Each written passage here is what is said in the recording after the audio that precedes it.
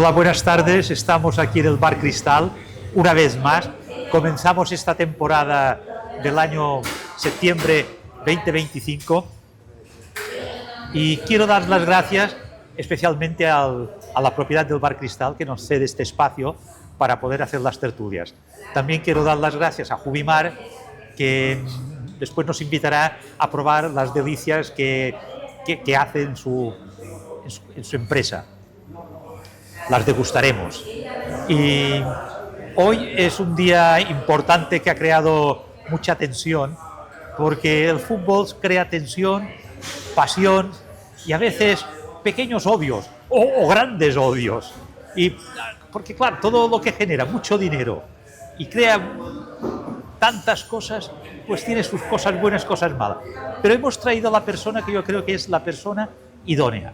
A mi edad yo no he conocido a nadie que explique mejor el tema del fútbol y la problemática del fútbol que Fernando Asensi Novell.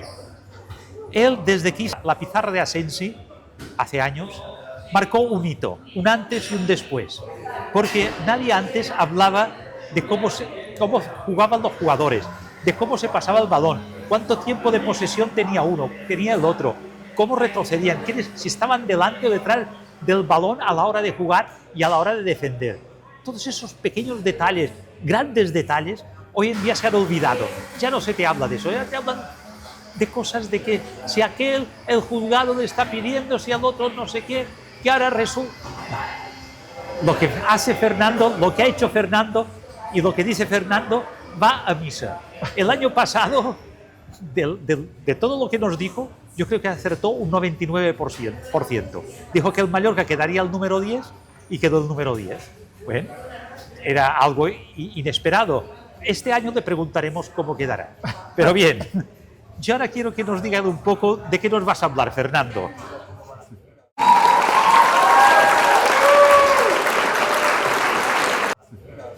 Bueno, pues buenas tardes, ya has saludado a todo el mundo, yo hago lo mismo, encantado de estar aquí de nuevo. Y bien, lo que vamos a hacer es un poquito retomar lo que hicimos ya el año pasado, que es hablar de los tres equipos más importantes que tenemos aquí, del Mallorca, del Barça y del Madrid. Y luego también hablaremos de toda la problemática que está pasando con las discusiones de sanciones, de dudas, de interpretaciones, de los arbitrajes tan irrespetuosos y tan acondicionando todos los partidos, ¿no? Yo creo que esta es un poquito la estructura de la charla. Entonces, si te parece, podríamos empezar diciendo quién soy, ¿no? Porque te han preguntado gente, sí, ¿no?, de quién soy. Efectivamente, a mí me han preguntado algunas veces, bueno, este señor, ¿por qué se atribuye este saber, se atribuye todas estas cosas? Bueno, la realidad es que, bien, la gente que me conoce en Mallorca me conoce desde hace mucho tiempo y en Ibiza también. Mi padre fue presidente del Comité Nacional de Árbitros durante los años 60, fue árbitro internacional desde el 47, estuvo en el Mundial de Fútbol de Suiza del 54 y fue árbitro desde el 39, dejó su carrera de Derecho por el arbitraje. De ahí, bueno, yo creo que todo lo que he sabido y lo que he intuido y lo que he podido ser útil a la gente que me ha escuchado, tanto en la radio como en la televisión, pues es todo lo que aprendí de mi padre, ¿no? Que antes los árbitros, como sabéis, referí, es juez. Entonces ahora está en discusión no solamente los arbitrajes, ni los árbitros, ni el VAR, ni el GOR, está en discusión los jueces de la judicatura, es decir, todo el mundo piensa que si hay una situación de un expediente negativo contra alguien o algo, o contra un partido u otro, pues se decantan porque este es de y este es contra de. Esto pasa también en el fútbol. La sociedad se ha polarizado de una manera brutal. Entonces, pero el fútbol en su esencia no era así. Se está perdiendo lo que es, yo creo que es la esencia del fútbol, ¿no? Alguien me ha preguntado que cuándo nació el fútbol. Bueno, pues aparte de que la inteligencia artificial lo tenéis muy rápida, pues empezó prácticamente los escoceses. En 1700 ya empezaron con porterías, jugando los mismos jugadores. Luego en 1800 ya, 100 años después, en Inglaterra es cuando se empieza en un colegio donde el fútbol era fútbol rugby, ¿no? Entonces el rugby y el fútbol eran un único deporte. Luego se fueron separando porque las reglas eran diferentes, ¿no? De ahí que el rugby sea un deporte distinto y el comentario tan famoso, ¿no? Es decir, lo que se ha convertido. El rugby es un deporte de brutos jugado por caballeros y el fútbol es la antítesis, ¿no? Es decir, es un deporte de caballeros jugado por brutos, es decir, por falsos que bueno, pues lo hacen todo al revés, no son caballeros. Esto es lo que está pasando. En 1937 se crea la International Board y las reglas que en Eton, en la Universidad de Eton y Cambridge, fueron iniciadas las primeras reglas, que fueron 14, 15, luego ahora ya son 17, y luego lo que ha pasado en los últimos años es que ha habido un 30% más de contenidos de las reglas, ¿no? Y esto es lo que ha disfuncionado absolutamente al amante del fútbol, ¿no? Es decir, todos los que estamos aquí, si vemos una jugada, ya no sabemos, no solamente si es falta, si es excesiva, si es fuerza excesiva, si es que es un ataque progresivo y es un ataque... No sabemos nada porque cada año están diciendo cosas distintas sobre lo mismo. Pero no solamente eso, sino que los analistas están absolutamente distintos. La interpretación del árbitro es distinta, la interpretación de los analistas son distintas y la interpretación, y ahora salen además a intentar explicarnos una señorita cuáles son los errores o equivocaciones, con lo cual aumenta todavía esa inseguridad de que te da, dices, bueno, ¿qué está pasando aquí, ¿no? Es decir, las reglas están, bueno, pues como si, voy a decir un dato, ¿no? Las reglas, el que las redactó, las han puesto tan complejas que un árbitro tiene, mi padre lo decía, ¿no? La capacidad de autoridad y la capacidad de repentización de un árbitro era lo importante. Antes había un árbitro igual que había un entrenador. Ahora el Barça tiene 14 y el Madrid tiene 15, ¿no? En el banquillo. Pero antes había un entrenador y antes había un árbitro y 2 jueces de línea. Ahora hay 8, como poco. Un árbitro principal, los 2 jueces de línea, que no sirven para nada y yo los quitaría. Está el cuarto árbitro, que es el que hace los cambios, el que atempera a todos, y luego está la sala VAR, que están 3 o 4 que no sabemos si son árbitros, si han sido internacionales o si son analistas. O si están en el bar. O en el bar. Y luego el VAR, ¿no? Es decir, es una cosa realmente insoportable, ¿no? Todo esto en vez de aclarar las cosas, es cuando firmamos un seguro, ¿no? Es decir, todos los apartados del seguro es que ya ni los leemos porque no los entendemos. Yo creo que ni el que lo redactó ni los que los redactan saben a ciencia cierta interpretar con objetividad lo que ocurre. Bueno, pues en el fútbol pasa igual, es decir, todo el mundo opina de una manera que primero no conocen las reglas, lo segundo conociendo como los árbitros internacionales, analistas, exárbitros, periodistas, pseudoperiodistas, pues todo el mundo en absoluto coinciden. ¿Por qué? Porque hay una polarización tremenda, hay una falta de respeto a lo que es, y sobre todo que hay una situación fundamental. Si alguien dice una cosa y dice la contraria a otro, ninguno de los dos tiene la verdad. Es decir, yo voy a decir cosas que no estaréis de acuerdo. ¿Por qué? Porque voy a decir cosas del Madrid, que no estaréis en absoluto de acuerdo. Y voy a decir cosas del Barça, que tampoco estaréis absolutamente de acuerdo. Con lo cual, a mí, mis amigos, me odian, los del Barça y los del Madrid, porque no, bueno, pues esto es lo que pasa, en la política pasa exactamente igual, se ha polarizado de una manera brutal. Y bueno, y tengo que recordar que lo de Negreira, ¿no? Por ejemplo, podemos empezar a ver qué ocurre con lo de Negreira. Bueno, pues, primero vamos a hacer una votación. ¿Me pasas esas para que sean las mías? ¿Qué opináis del tema de los árbitros? ¿Qué opinas, Velar, del tema de los árbitros? Que tienen una función muy complicada, pero prácticamente no son los árbitros, los únicos. Ya no cuento lo que cobran hoy los árbitros, Entonces, ya antes no eran profesionales. Dicen que lo cuentes, Fernando. No, eso está en internet y nos iríamos de lo que es el contenido. Seguimos hablando. Antes, lo que quiero decir es que el fútbol radicalmente ha cambiado.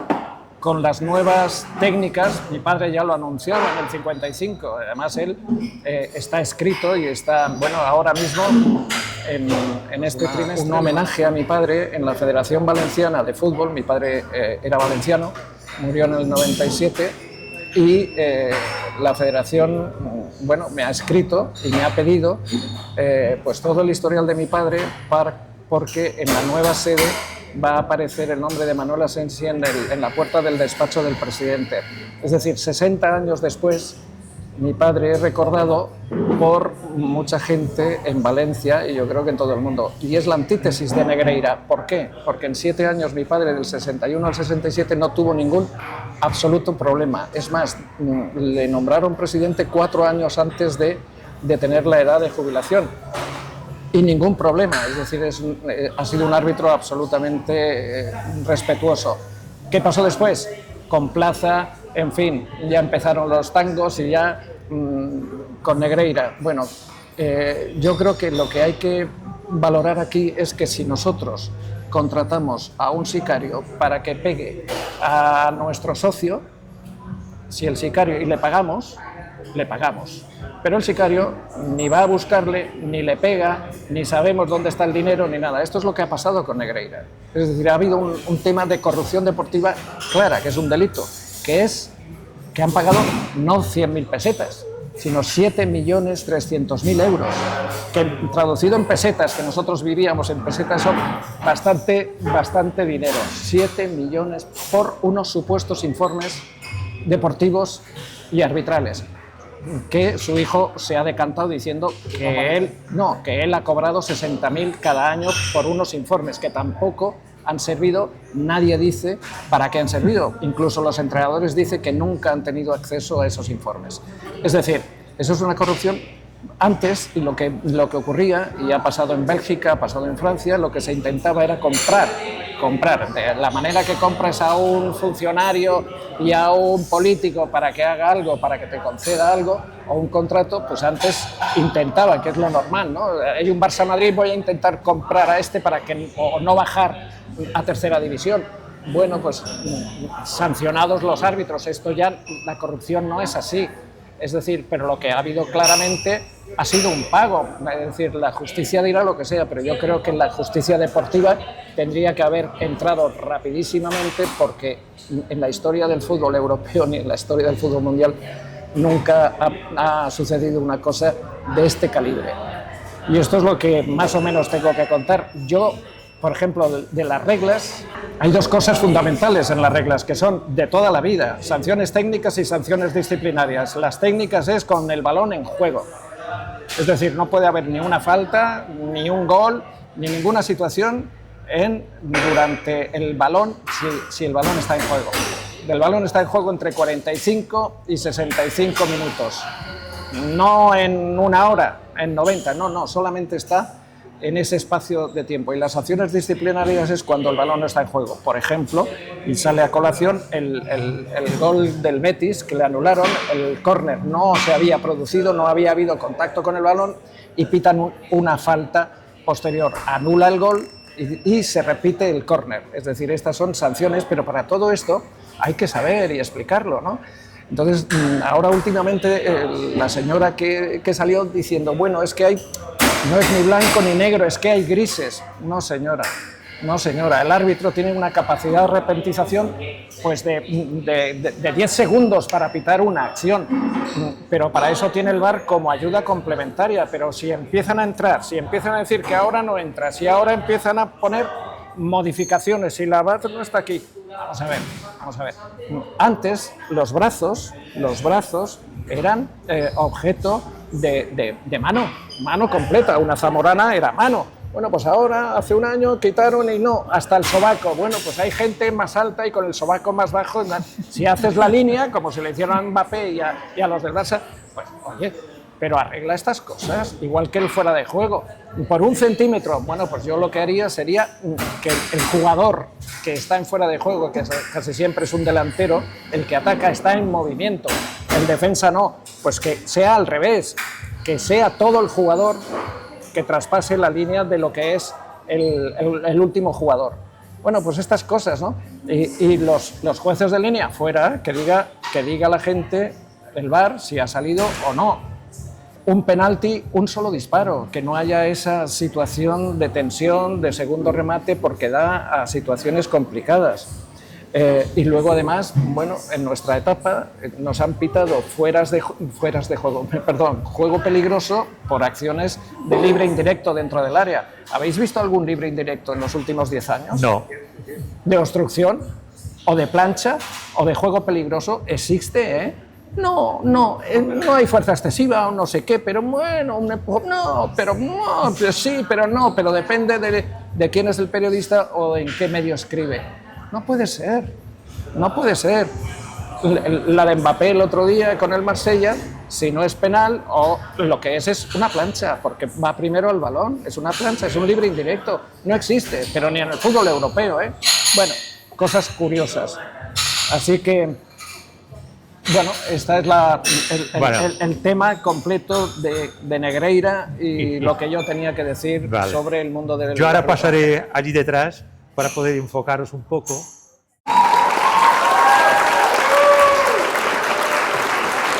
Buenas tardes, gracias por la explicación que nos has dado y enhorabuena por el homenaje que van a dar a tu padre. Gracias. Se ve que por lo que has explicado, aparte de que era un buen padre, era un buen árbitro, que eso es lo más...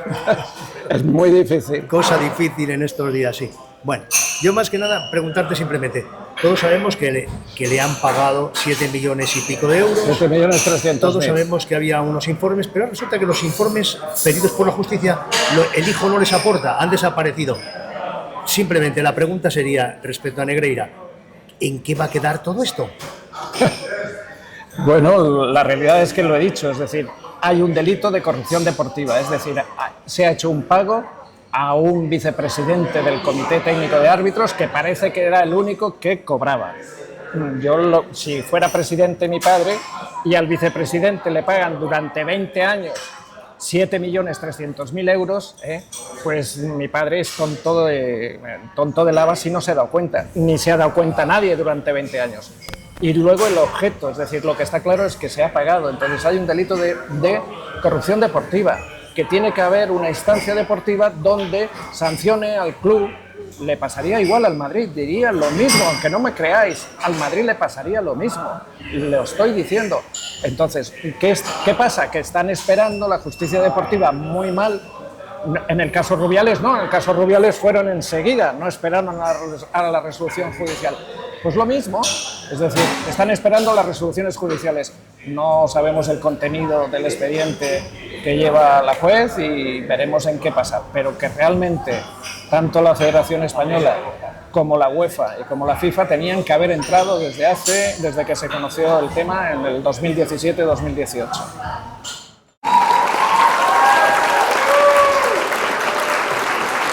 Bueno, yo sobre el tema de Negreira, que parece que no acaba de zanjarse el tema y se prolonga, y el problema es con todos los juicios, que si este tema no se aclara, el Madrid va a presentar ahora un pliego porque se sigue quejando de que se está arbitrando en contra de él permanentemente. Sí.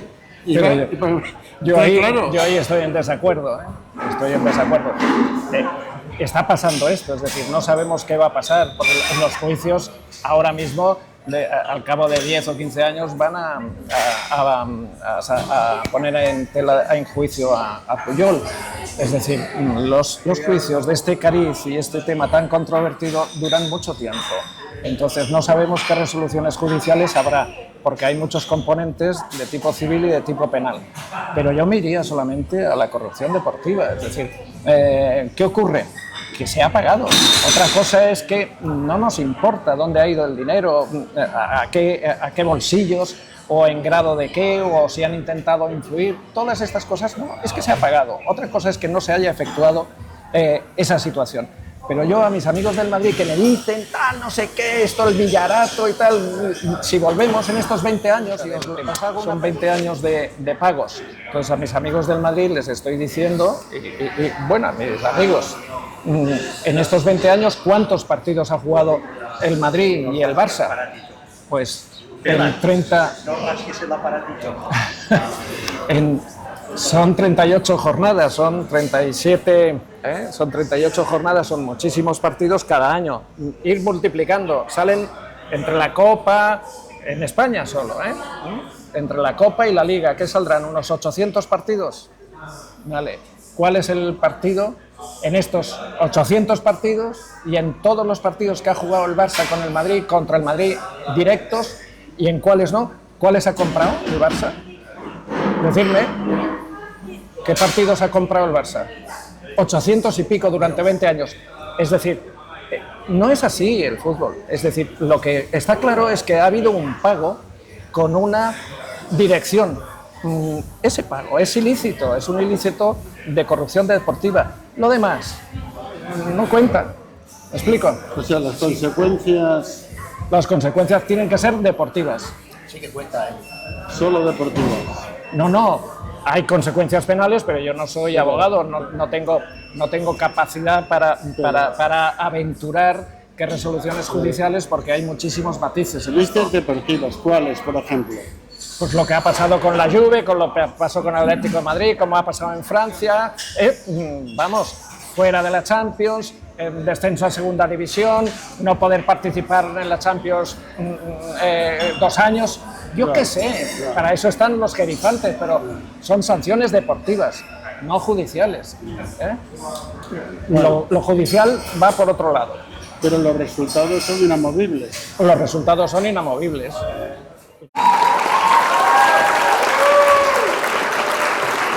Vamos a dejarlo de Negreira. A mí me ha llamado mucho la atención las referencias técnicas que has hecho antes, porque yo creo que ahí está el kit de la cuestión de todo el problema arbitral y de todos los errores manifiestos que se producen en cada jornada. Continuadamente. Yo creo que has apuntado también el otro de los males, que cada nuevo presidente o cada nuevo equipo arbitral ha ido añadiendo en el reglamento creyendo que eso era y complicando. Como tú ya lo has aludido, simplemente quiero tomarlo como referencia porque efectivamente es así, cuando el juez le complican las normas, en el caso de los jueces de la judicatura, pues tienen tiempo para estudiar y demás, pero un árbitro repentiza. Claro. Entonces, complicar las normas significa que el árbitro le van a colocar en una situación de mayor riesgo de error. Así de sencillo. Por tanto, si la norma no es suficientemente, o sea, la complicación que hacen de las normas no es suficientemente eficaz para poder ser asumida y repetizada, no sirve. Y ahora la última reflexión. Vamos a ver. En este último año hemos visto en otro deporte, que también era muy problemático, el tenis. Han ido ya a eso que tú sugerías antes. Y dices, ¿ahora cuántos hay? ¿7, 12? ¿Cuántos árbitros hay? No sabemos. Los que haya. Sobran. ¿Sobran por qué? En el tenis, ¿cuántos había? Los de línea, el otro, el no sé qué, también, 8 o 10, vale. ¿Cuántos hay ahora? Ninguno y una máquina. ¿Cuál es la diferencia con el fútbol? Que en el tenis, tanto jugadores como organizadores se han puesto de acuerdo en que aceptan el veredicto de la máquina. Así es. En cambio, en el fútbol, ¿qué tenemos? Simplemente un ejemplo. El VAR lo tenemos la tecnología, tenemos la máquina, pero la tenemos a medias. No, si el árbitro pita, el VAR ya no dice nada. Esos protocolos que se han inventado complejizando para mantener una autoridad del árbitro que tal vez ya no tiene, porque no ha visto lo que ha pasado, eso es perjudicial. Tienen que hacer como en el tenis. Venga, vamos a bajarnos los calzones aquí, a pensar todo otra vez y hacerlo simple, claro, y en lo que tengamos que confiar en una máquina, confiamos en la máquina. ¿Que le quitamos la autoridad? Ninguna, simplemente que la máquina ve mejor que el árbitro. Y entonces estructurar ese protocolo de una manera que, sin querer mantener una autoridad del árbitro que ya no tiene, por la complejidad y simplificando las normas, ir a otro modelo de árbitro.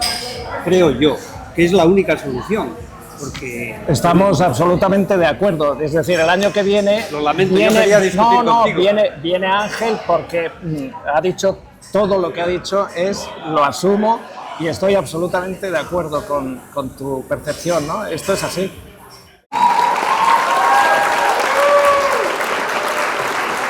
Bueno, ya hemos visto, ¿no?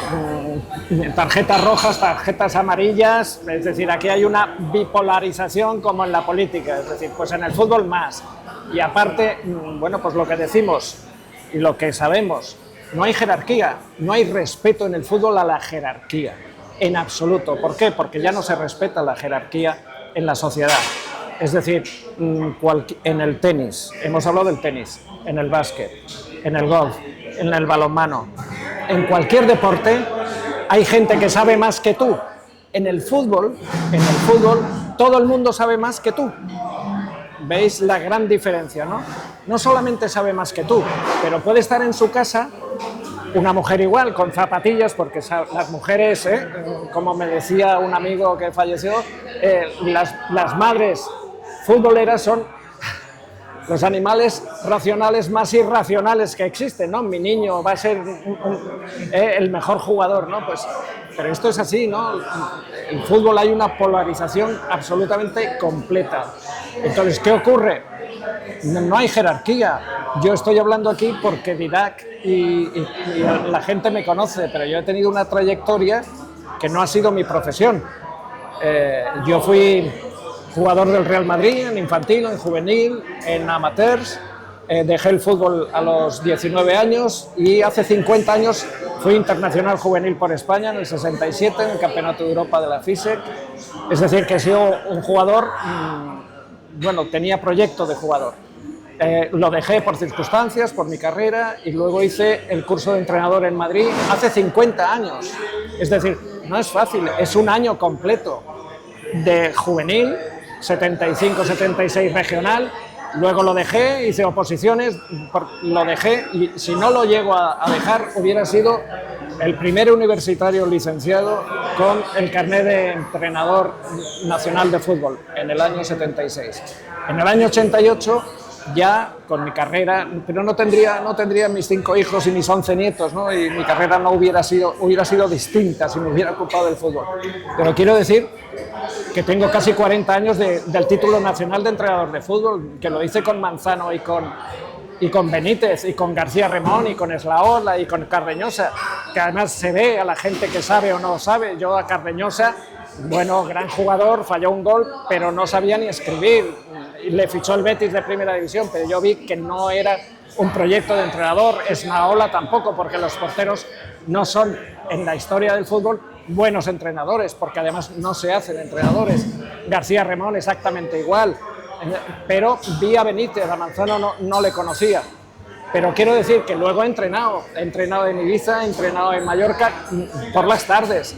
Entonces, y a todos los equipos que he pasado, pues he dejado recuerdo, y además casi siempre he campeonado. Y luego he sido analista profesional, que en muchas carreras de mis hijos lo ha servido el ser analista de fútbol. Yo les digo a mis amigos, les digo, no, a mí me han puesto el micrófono y me han pagado mucho dinero en la radio y en televisión. Tú, aunque pagases 1 millón, no te pondrían el micrófono. Y es que es verdad, es que hay que tener un respeto. Yo tengo un respeto para lo que dicen gente con más capacidades que yo, y hay que tener respetuoso, y ahora iremos a ver los entrenadores. Pero este es el mundo del fútbol, polarización. Te etiquetan, eres un tipo de esta manera, de la otra, eres del Madrid y del Barça. Y se acabó. Odio, en la misma jugada nunca habrá acuerdo. Entonces yo, lo he dicho al principio, las dos cosas, en una jugada no puede hacer blanco ni negro. Ahí sí que hay gris, es decir, hay que ser justo, pero es muy difícil. ¿Vosotros creéis, en la etapa de mi padre y en la etapa posteriores, había recusaciones? ¿Por qué no hay recusaciones a los árbitros? ¿Por qué no hay recusaciones? Si hay gente que además se dedica a esto, pues un árbitro va con su hijo con la camiseta del Madrid al cine, ya está jodido, ya está, bueno, si lo hace Gil Manzano ya está crucificado.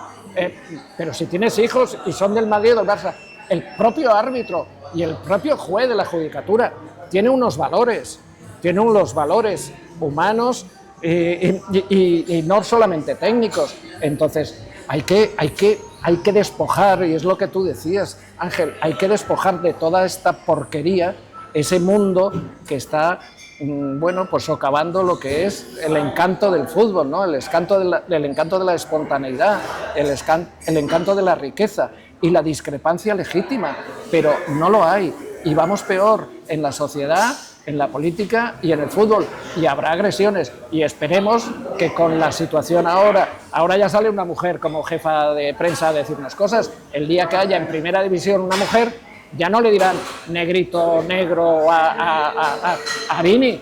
En fin, es que habrá detenidos en cada acción. Es decir, vamos a ser serios, hay que poner respeto. En todos los deportes lo hay jerarquía, hay respeto, pero en el fútbol no hay. Siempre con el que hablas ha jugado mejor que tú, juega mejor que tú, sabe mejor que tú de fútbol y entiende todo. Y le preguntas, ¿el árbitro cuando hace esto qué significa? Y no tiene ni idea. Entonces, claro, es que no hay... Pero esto es así, el fútbol desata pasiones. Pero lo decía antes, el fútbol lleva desde 1800 Antes, ¿qué pasaba? La gente, ¿en qué se divertía?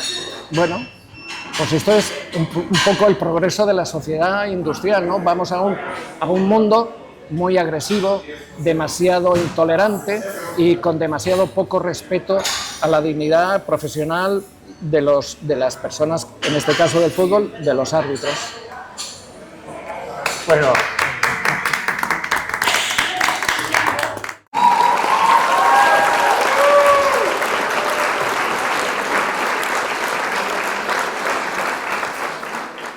pues empezamos con el Madrid. El Madrid después de Ancelotti, con Xavi. ¿Qué características más importantes tiene? En mi opinión, estamos haciendo una proyección y además Didac ya lo sabe, hace un mes adelanté cosas que ya están pasando antes de empezar la Liga. Está grabado y tiene una mucha mayor profundidad de plantilla, punto 1. Mucha mayor profundidad de plantilla, es decir, tiene mejores jugadores en el banquillo y no en el 11 titular. ¿Qué ocurre con Xavi? Xavi Alonso lleva como 5 o 6 años, es demasiado joven, no ha tenido situaciones antagonistas, es decir, no ha perdido muchos partidos. De hecho, con el Leverkusen ganó sin perder un solo partido la Liga, ha estado haciendo y estuvo en la Real Sociedad B, pero siempre con una estructura de juego clarísima, con un 3-4-2-1. En el 2 estaba Wirtz en el Bayer Leverkusen, que ahora lo ha fichado por 100 y pico millones, pero la estructura sigue el Bayer Leverkusen con esa estructura. ¿Qué pasa? Pues que si tú tienes un sistema de juego, y eso lo puedes aplicar a tu trabajo, si tú eres gerente de una empresa, la tienes que organizar. Si tienes 20 jugadores, tienes que hacer una estructura. O una estructura, primero la principal, y luego sistemas diferentes según vaya el desarrollo del partido. Puedes cambiar a una variante ofensiva o a una variante defensiva, pero tienes que tener una estructura de juego estable, nítida y que se vea continuadamente. El Madrid no tenía eso. Entonces lo quiere pretender. ¿Pero qué ocurre? Que esta propuesta de 3 centrales con 2 carrileros, de hecho, los 2 fichajes que hicieron, Trent y Carreras, son carrileros, más que laterales. Entonces, esa situación ha sido confusa. Y luego, bueno, pues no le van a dejar, porque en Madrid jugar con 3 centrales no quieren. Pero para mí es el sistema que mejor trabaja Xavi. ¿Qué ocurre?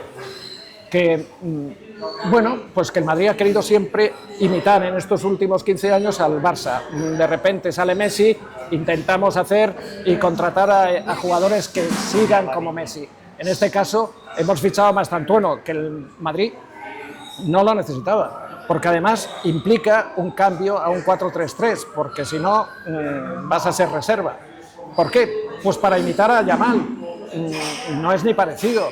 Entonces lo que necesitaba el Madrid era un 6 como Redondo, un 6 pivote, un 6 como Zubimendi, un 6 como Wharton, que es un jugador inglés que a mí me encanta, y que está en el Crystal Palace. Un 6, tan fácil como eso. En cambio fichan a Mastantuono, con lo cual el desequilibrio se produce. ¿Por qué? Porque no lo va a dejar. Entonces tiene dos situaciones complicadas, que es trabajar en un 4-3-3 que no ha trabajado nunca y se ve que es confuso, está desubicados algunos jugadores y no tiene los recambios suficientes. Es el que más utilizará. ¿Por qué? Porque han fichado a Mastantuono y está Güler.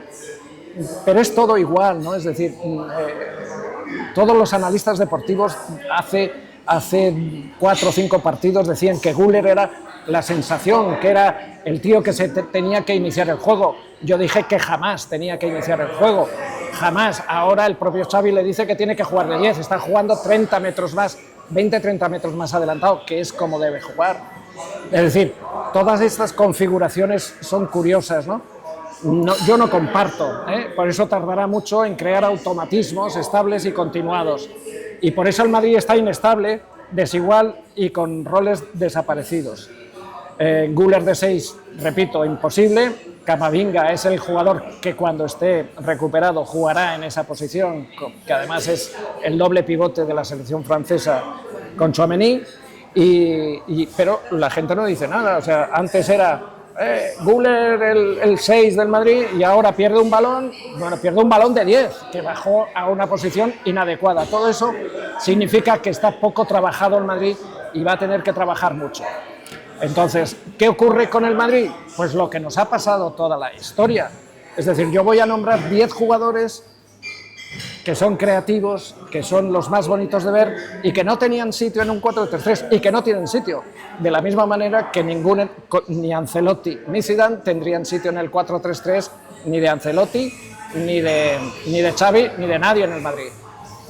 Ancelotti era un 10 en el Milán de Sarri y Zidane también era un 10 en un 4-4-2. Hemos fichado a Mastantuono, a Güler, a Nico Paz, que me encanta, a Odegaard, que está en el Arsenal, que ha crecido con el Arsenal, Asensio, Isco, Kubo, Hazard, Reinier, Di María, James. Es decir, hemos fichado a 10, 11 jugadores con una fortuna para no tener en una estructura táctica el sitio adecuado para ellos. Es decir, estos jugadores tienen que estar con libertad creativa, con libertad de no defender en absoluto y crear en cada acción, pero delante de este tipo de jugadores tiene que haber 2 puntas o 1. El Madrid no, 4-3-3, por eso ha jugado de una manera tan desequilibrada. ¿Qué ha ocurrido? Que todo el mundo alaba a Xavi, bueno, alaba al Madrid, pero yo tengo que recordar los datos. En Madrid tenemos 94 remates, pero por 65. Es decir, el Madrid ha rematado 4 remates más que sus rivales. Es decir, ahí hay un desequilibrio absolutamente sideral. El Marsella le hizo 15 remates, la Real, bueno, sí, con 10, 23.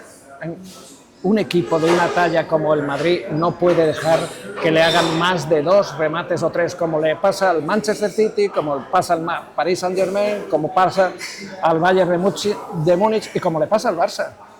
Pero bueno, y rivales que han sido flojos, ha tenido los Osasuna, ha tenido el Mallorca, bueno, flojos, relativamente flojos.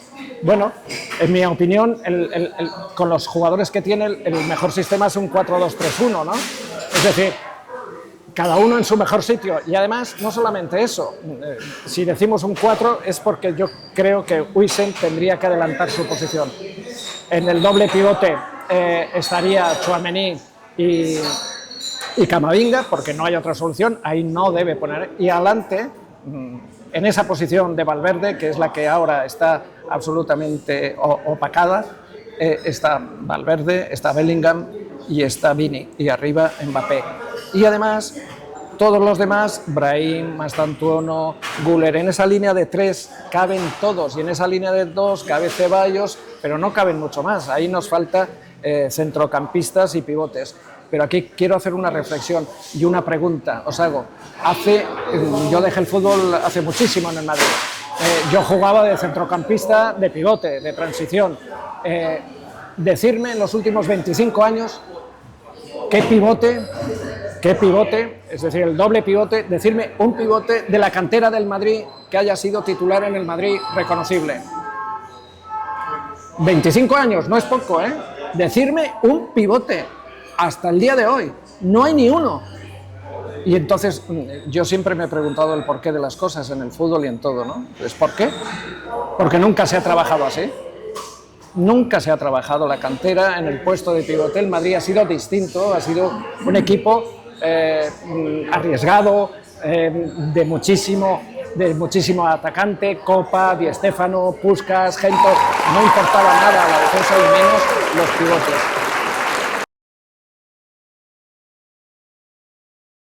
Una pregunta sobre lo de trabajar la cantera para que salgan jugadores de determinados perfiles Claro. que ya hacen falta. Yo tengo entendido que en las canteras, bueno, pues juegan niños que se van desarrollando y surgen de manera casi imprevista figuras, no porque esté un entrenador provocando un gran delantero, sino porque surge un gran delantero porque tiene dotes, tiene cualidades para eso, pero surgen por azar, no porque se trabajen. Es la pregunta. Yo discrepo, es decir, es como todo, es decir, tú si tienes un hijo y puedes educarle si no tienes un temperamento y tienes una personalidad, es decir, yo cuando entrené, me acuerdo en el Mallorca, cadete, chicos de 14, 15 años. Yo hice un informe y ninguno de los 20 dije en ese momento que iba a ser nada importante y que los mejores jugadores eran los peores estudiantes y los mejores estudiantes eran los suplentes. Es decir, la cantera en el fútbol, como en todos los deportes y en todas las organizaciones, se tiene que trabajar con una estructura metódica, con unos protocolos. Entonces, ¿qué ocurre? Que la cantera del Madrid nunca ha funcionado ni ha querido ese tipo de jugador, porque lo ha despreciado. Se ha despreciado a jugadores bajitos, a David Silva, a todos bajitos y tal, no los quería el Madrid. El Barça los ha querido siempre, siempre. Es decir, y además los sacan como moscas, pero no solamente de la cantera, sino que los ojeadores del Barça van a la cantera del Málaga y pillan a uno, y van a la cantera del Betis y pillan a Gavi, y pillan a todos. Es decir, no solamente salen jugadores, pero dentro de una estructura, es decir, en el 4-3-3 que instauró Cruyff y que evolucionó muy bien Rijkaard, que para mí fue el elemento distorsionador del Barça y ejemplar, y luego que lo elevó a su máxima potencia Guardiola, que es lo que ha hecho en el City durante 10 años. Es decir, es importantísimo, pero bueno, no tenemos eso, con lo cual hay que fichar, pero es que encima no ha fichado, y ficha. Entonces tenemos a Tchouaméni solo. El día que se lesione Tchouaméni, ¿a quién va a poner de pivote defensivo y de equilibrador del equipo? Camavinga, en el doble, Camavinga es un jugador con recorrido, es un jugador un poco que tiene que tener espacio, como tiene Valverde, como debe tener Valverde, pero no es un jugador de posición.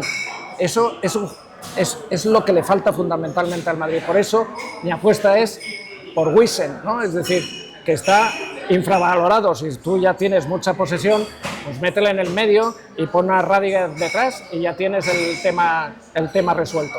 Y además tiene condiciones para ser pivote y está cometiendo errores no de principiantes, sino de autosuficiencia como central. Luego, además, quiero resaltar otra vez pues que quien tiene que decir las cosas como son, no pueden manipular a la gente, no se puede manipular a la gente, pero los periodistas deportivos lo hacen.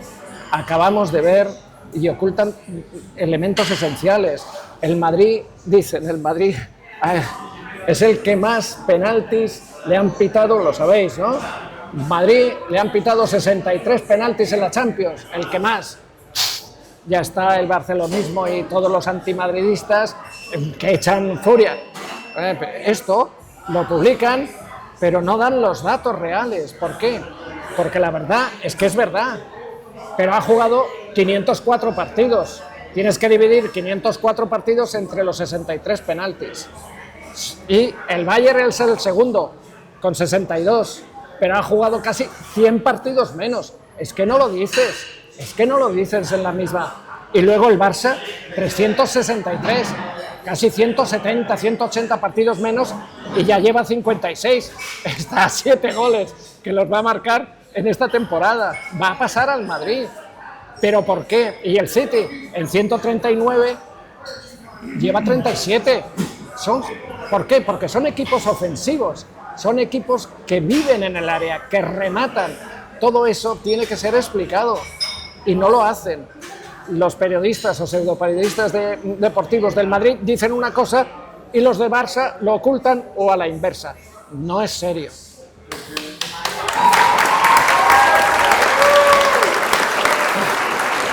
Esto último que acabas de decir, Fernando, relativo a, en general, el manejo de los datos del fútbol, que es absolutamente para analfabetos. ¿Por los periodistas o por...? Sí, el ejemplo que acabas de poner es representativo. Se manejan cuentas, como los niños, contamos por los dedos. 64 penaltis. Claro, 64 penaltis divididos entre 500 partidos, es que sabe lo que sale, ¿no? A menos de un penalti cada 10 partidos. Bueno, es que es así, pero lo ocultan intencionadamente. Yo creo que esto es una gran denuncia en el mundo del fútbol y que afecta a los periodistas, pero a todo el mundo. A todo el mundo. A ver, a los tenemos analistas. Que elevar el nivel. Y yo lo relaciono un poco también con la pequeña alusión que hiciste antes cuando hablabas de tus compañeros en el curso de entrenadores, donde había algunos que eran analfabetos. Es decir, bueno, pero estas personas, ¿cómo van a asimilar? Imagínate. Una persona que apenas sabe contar o leer y escribir, ¿cómo va a asimilar los conocimientos necesarios para ser un buen entrenador de fútbol? Saben mucho de fútbol porque han practicado el fútbol, pero ser entrenador es otra cosa, es poner en práctica ya toda una serie de conocimientos, llevar a un grupo de 20 o 25 personas, manejarlos tremendo. Psicológicamente y muchas cosas más. Entonces, yo me adhiero a esa denuncia que acabas de hacer de este analfabetismo que incluso es ilustrado, es decir, que presume de cuando en realidad no hay nada detrás. Pero intencionado para dividir a la sociedad, para dividir a los socios y para dividir a la gente que amamos el fútbol, seamos del Madrid o del Barça.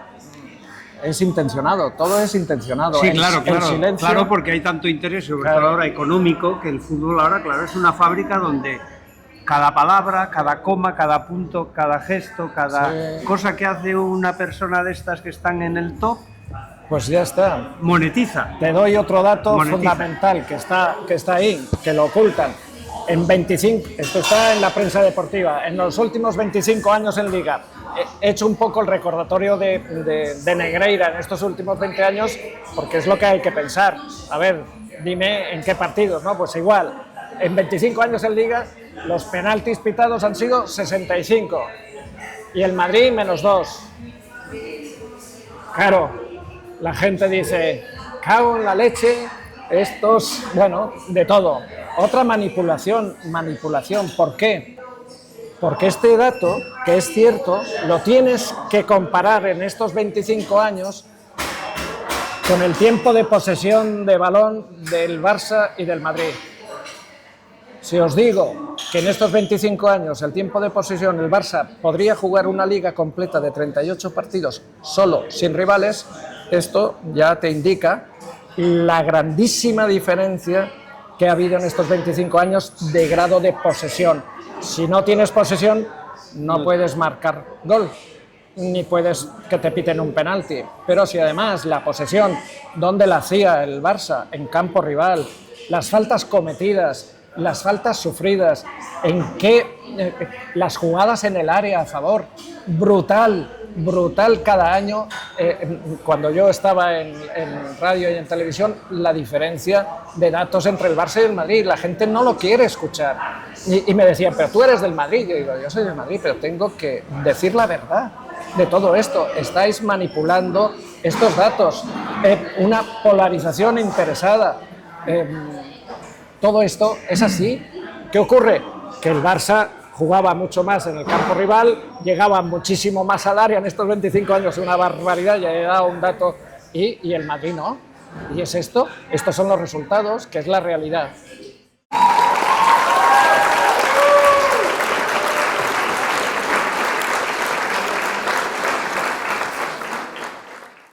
Bueno, el Barça, pasamos al Barça. Bueno, el Madrid finalizó diciendo que tiene esperanza de sobrevivir, que ha sido una mala confección de la plantilla por el pivote, esa situación, y por haber fichado a Mastantuono, que le pone en un riesgo mayor todavía, pero bueno, tiene mucha gente ahí para trabajar muy bien. Una pregunta, ¿va a ganar la Liga? Bueno, puede ganar la Liga. ¿Quién ha ganado la Liga en estos últimos 25 años? ¿El Barça o el Madrid? Y en Bélgica, el Brujas o el Anderlecht. Y en Italia, pues el Inter o el la Juve. Si es que es así, es decir, ganan los que más presupuesto tienen y los que mejor jugadores tienen. Es que tenga el entrenador que tenga. El Barça. ¿Cuál es el defecto mayor que yo veo al Barça? Escasa profundidad de plantilla. Problemas económicos que todos sabemos y que no voy a traducir. Pero Flick es un gran entrenador y está más trabajado este año, el primer año, y además yo tengo que alabarlo. Es decir, a mí me gustaría, si fuera jugador, yo lo decía en la pizarra de Sensi, si hubiera sido jugador de fútbol, a mí me hubiera gustado jugar más en el Barça de Guardiola. Sí, porque hubiera disfrutado y si hubiese sido entrenador hubiera querido ser como Guardiola. Y si hubiera querido ser espectador hubiera visto los partidos del Barça más que los del Madrid, porque eso era un fútbol espectacular, igual que el fútbol del Milán de Sacchi, igual que el fútbol total del Ajax. Es decir, hay que decir las cosas como son. ¿Qué pasa? Que no hay nadie que juegue parecido al Barça. Y esta es una apuesta de juego muy atrevida. Es lo más parecido al City de Guardiola, ¿no? Es decir, posesión en campo rival, recuperación y talento y a tope. Entonces, ¿qué ocurre? Tiene un atrevimiento defensivo que yo no lo había visto. Si os recordáis al Milán de Sacchi, que tenía esa zona adelantada, que nos hizo polvo al Madrid hace 1000 años y que nadie ha podido, lo hizo en el Parma y luego en el Milán. El aspecto es que se arriesga demasiado porque sale en bloque al medio campo. Entonces, tiene la gente detrás escasa. Pero bueno, tiene pivotes para aburrir, es decir, si no está Gavi está De Jong, si no está De Jong está Pedri, si no está Pedri está Fermín, y si no, sacarán 2 de 17, 18 años. Es decir, tiene una estructura muy consolidada, trabajando desde el inicio y fichando jugadores para esa estructura, cosa que no ha hecho el Madrid. Su hándicap, lo que digo, plantilla descompensada y limitada. Las pérdidas de balón peligrosas y los peligrosos movimientos hacia adelante que son espectaculares, pero que para provocar fueras de juego al rival y sobre todo para crear confusión, para que el rival acelere las jugadas y pierdan el balón. Es una apuesta, pero yo creo que no, el Barça no necesita tanto esa apuesta de riesgo, pero bueno, vemos que si se replegase, jugadores como Gavi, como Fermín, como Pedri, estos no roban un balón a nadie, es decir, a nadie. Si no están bien estructurados los 10 jugadores de campo, el Barça está perdido. Estaba perdido desde hace 15 años y lo ha estructurado y lo está estructurado muy bien. Así que una apuesta de juego coral, atrevida, ofensiva y vistosa. ¿Ganará la Liga? No lo sé. ¿Uno de los dos? Y si no es uno de los dos, ¿quién es el tercero? No hay. Una pequeña pregunta. ¿El entrenador, Flick, sería buen entrenador para el Madrid? Sí. A mí me gusta mucho. Ya le seguía porque es un jugador... Era un jugador, era mediocampista, ¿no? Es decir, estos jugadores los entrenadores tienen unos perfiles muy concretos. Antes he dicho, y aquí hago una pregunta, ¿no? Que no hay en la historia del fútbol mundial desde 1900, no me decís 2 entrenadores que hayan sido porteros excelentes en la historia del fútbol. No me lo decís. nadie. ¿Por qué? Primero porque no se hacen. No se hacen entrenadores. ¿Por qué? Porque tienen un perfil psicológico y deportivo que sería muy amplio de denominar, pero que no los hace. Como tampoco serían... Veis a Ter Stegen, veis a Courtois, veis a Lunin, veis a todos los porteros yendo a dar clases en la universidad. No, ¿por qué? Porque no son comunicativos, son gente, bueno, pues con un perfil muy concreto. Si a eso no son egoístas, son individualistas. Si a eso añadimos que durante 8 horas cada semana están trabajando específicamente, eso les aumenta esa situación, con lo cual no se hacen. De la misma manera que los delanteros centros tampoco son buenos entrenadores. ¿Por qué? La pregunta del millón, porque están acostumbrados siempre a rematar, están cabreados siempre, digo, jugadores de 9, no como Raúl, sino 9, Luis Suárez, todos estos que son tanques. No, porque no comparten el fútbol, son gente con un perfil muy concreto, están hartos de que el balón esté por detrás, pim, pam, 60 y se están moviendo y lo único que les interesa es el remate. Entonces tampoco se hacen entrenadores porque no tienen conceptos, los conceptos los tienen el 4, el 6, el 8 y el 10, que son los que tienen una visión y un escenario global de lo que es el fútbol antes de recibir el balón y a dónde va a ir la pelota siguiente. Por eso son los mejores entrenadores. Es curioso.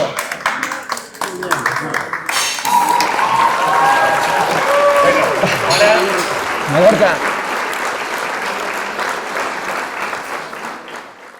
Bueno, ¿qué decir del Mallorca?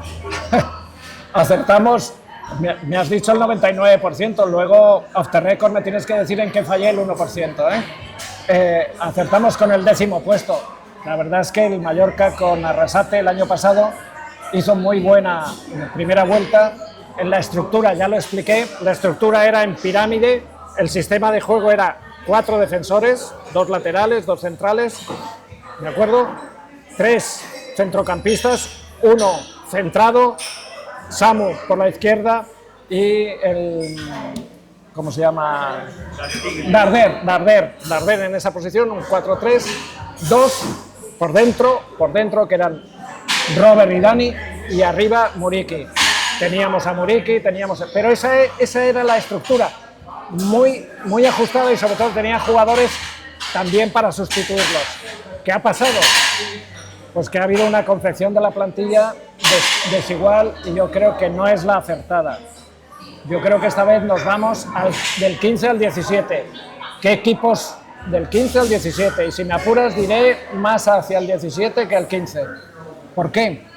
Porque yo no veo equipos tan desajustados como el Mallorca. Es decir, solamente veo, creo que al Oviedo y al Levante, quizá al Alavés, quizá al Osasuna, pero está en ese tramo, No veo a nadie más. Porque el Girona saldrá. Fijaros el Girona, lo que es el fútbol. Su entrenador hizo unas maravillas, le quitan la confección de la plantilla, le quitan a 3 jugadores esenciales y ahora está el último. Pero jugará el Elche. Bueno, juega mucho mejor al fútbol que muchos equipos que están por delante de él. Lo va a tener crudo, si el Mallorca no se espabila. Hay mucha inseguridad en Arrasate en el comienzo de la liga y ha hecho cambios que yo no entiendo por qué los ha hecho, ¿no? En la apuesta de juego en el míster. Era un 4-3-2-1 y ahora está saliendo como con Aguirre. Estamos jugando un 5-3-2. Contra el Madrid lo hizo. En esa estructura juega Mateo Joseph como segundo delantero. Mateo Joseph estuvo en el Leeds en segunda división, le ha fichado, pues está cedido, marcó 6 goles en un Leeds que fue campeón de la Championship y que metió 96 goles, metió 6, es un jugador muy tierno. Larín, que fue el máximo goleador y el máximo asistente del Mallorca, se ha cedido al Feyenoord, que jugará, se ha presentado hace poco y jugará y marcará. No hemos adoptado, hemos fichado a Virgili, que es un un buen jugador, rapidísimo, pero es un extremo. Puede jugar a banda cambiada, pero en esa estructura, como no aparece Samu, Darder, Mascarell, tiene problemas de estructura. Y tiene además un problema evidente que ha sido, pues Maffeo tuvo un problema al final de la liga. Es decir, lo que ha pasado con Dani Rodríguez, es decir, hay dos cosas. Una deficiente confección de la plantilla y una deficiente, de momento, gestión deportiva del sistema. ¿Por qué? Porque no tiene jugadores que puedan jugar en la misma estructura que jugó el año pasado. ¿Qué ocurrió?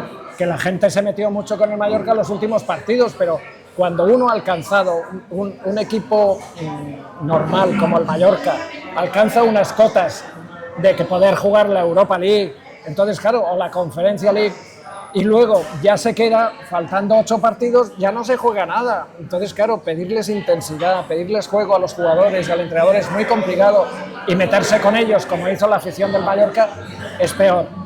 Entonces, todo eso, hay un desencuentro importante entre la estructura táctica de Arrasate ahora, entre la gestión deportiva de Arrasate, pero que todo viene dado por la descompensación de la plantilla. Esto es lo que... Este es el Mallorca. Lo veo luchando por la permanencia.